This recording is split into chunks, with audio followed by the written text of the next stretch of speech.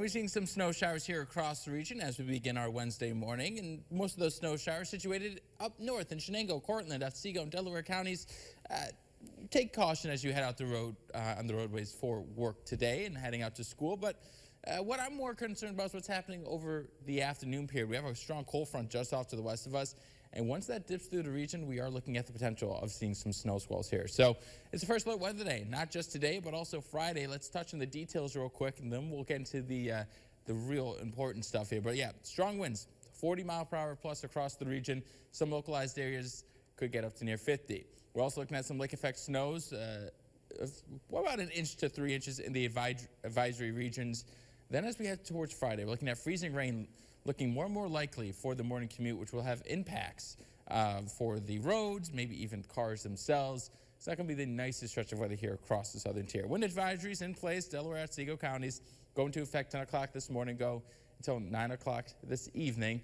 So let's take a look at those wind gusts. Yeah, noon today, we're looking at gusts 41 to 45 miles an hour.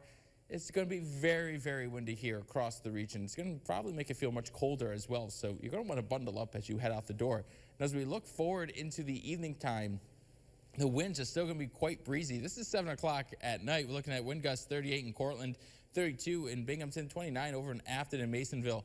But then those winds will gradually start to subside. And then as we wake up for Thursday morning, looking at some much more manageable wind gusts.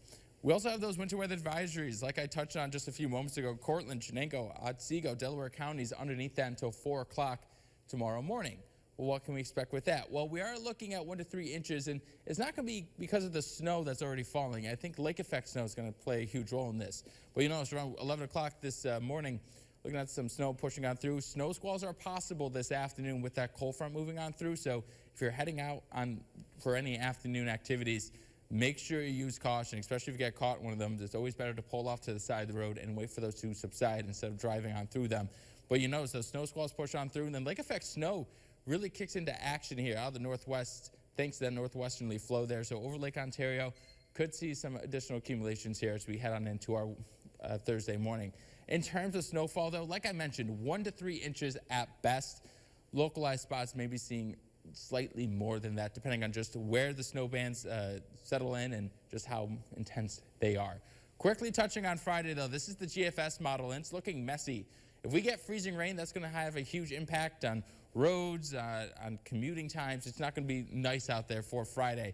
But then we're going to get some rain and then some snow on the back end. The European model showing just mainly rain of the non-freezing variety, we'll call it. But it's still going to be a very active weather day regardless. So that's where we have issued the first alert weather day for Friday. You see the 7-day forecast. See both of those days, today and Friday. First alert weather days, and then pretty quiet as we head into next week. We do have a strong cold front Monday into Tuesday. That's relatively moisture start, 41 for the high on Monday, dropping down to 26 next Tuesday.